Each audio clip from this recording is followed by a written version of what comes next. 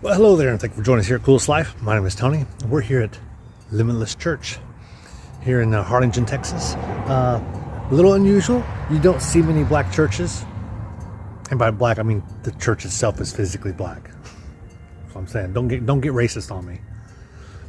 Follow along with us. So we're going to go inside here. I think they've changed locations. I think at one time they were actually meeting at the middle school, which is where I was just 5 minutes ago.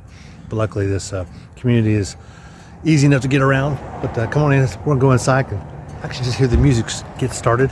And my wife's actually already inside because I gave her curb service, as I typically do when we go to places like this.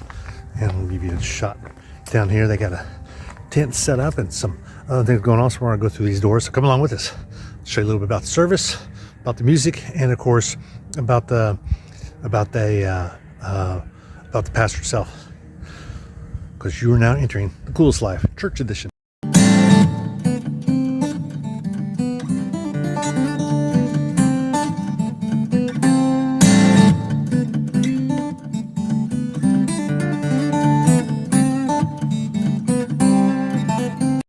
here's the front entrance. Everything's nice and clean. We got cookies, soundboard.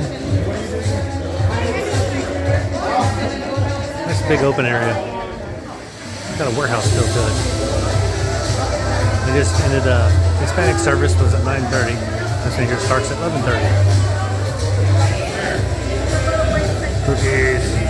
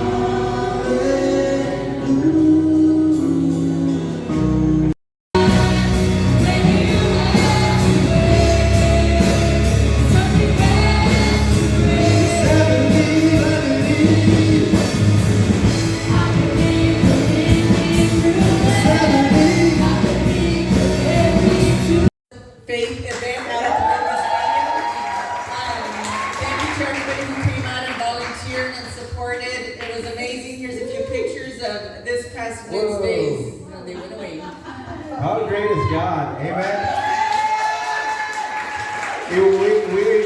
We were kind of like in the, God has blessed us to be able to host this event, to do this event, but we down and say, hey, let's come together for Jesus. Amen. Come on. It's not about our church or this church or that. It's about the church. The church. Amen. Hallelujah. So we had over 800 plus, over 830 people, come on and celebrate Jesus in the rain, y'all. In the rain. Come on. Every third Saturday of the month, they gather together and they go out into the neighborhood and they're a blessing to the community. They cut yards, pick up trash, pray over any prayer needs the families may have. And that's happening this week, this Saturday. So if you want to be a part of it, it's the second Saturday. The second before. Amen. And so today I remind you and I encourage you, like the Word of God says, that when we are generous and we're helping those in need, that He's going to bless us, right? And so the Bible is pretty much all over the world. And there's so many places that some places that don't really have the Bible or can't read the Bible or have a copy of the Bible, so they need to sneak it around, And they were telling us that every Sunday, when they get together, they run the risk of somebody coming in there, either dropping a bomb or a mass shooting or doing something to harm the church, to destroy the church, because they don't like the church getting together. Amen. And he's like, every Sunday there's churches that happens. We gather together anyways because we know that our God is greater, our God is bigger. always be some reasons why people don't study the Bible. Some don't believe it, some don't care. Some think that it's not relevant, doesn't apply to their lives.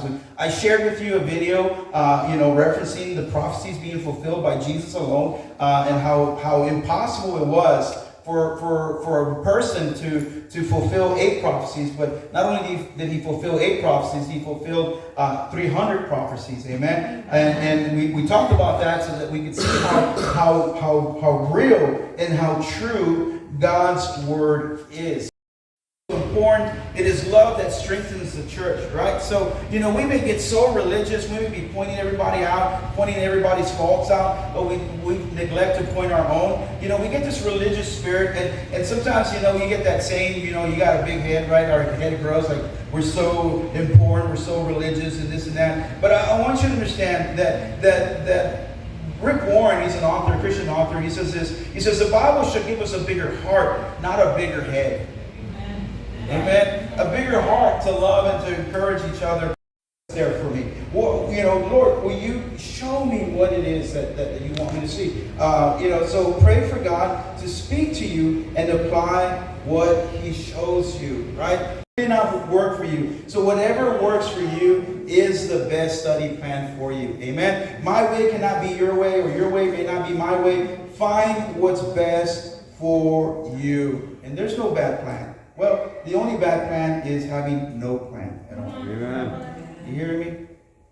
I'll tell them start in the New Testament, read the New Testament, and then go start reading the Old Testament afterwards, right? So, or I'll tell somebody, read the New Testament while you read the Psalms and the Proverbs, kind of mix them up, right? So that you can get encouraged in all areas of your life, amen? So, there are so many approaches that we can take. You can talk about, you can read the book of Proverbs and James so you can get a little bit of practical wisdom, right?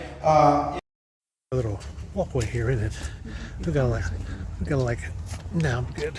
Oh, hey, we're just making here at church. Good service. That the pastor sure is. He's a little long-winded, but you know what? He had some really good points. I really like his delivery. He's very comical and very animated, and he does a good job. Really like him. Again, they have an earlier service that's all in Spanish, and they have looks like they got a new parking lot out here. It's not huge, but looks like it's going to serve the purpose. I like it. Think about coming out to a church. Maybe you consider that one right there, here in Harlingen, Texas, and definitely a different service. Will we be back? It could happen. We're going to be here for a while, so we may come back and visit another time. But anyway, we're going to let you go. Be sure to like and subscribe, and hopefully you found some things in this video that maybe can help enhance your own church. You never know. But we're going to let you go because we're out here living the coolest life. church edition.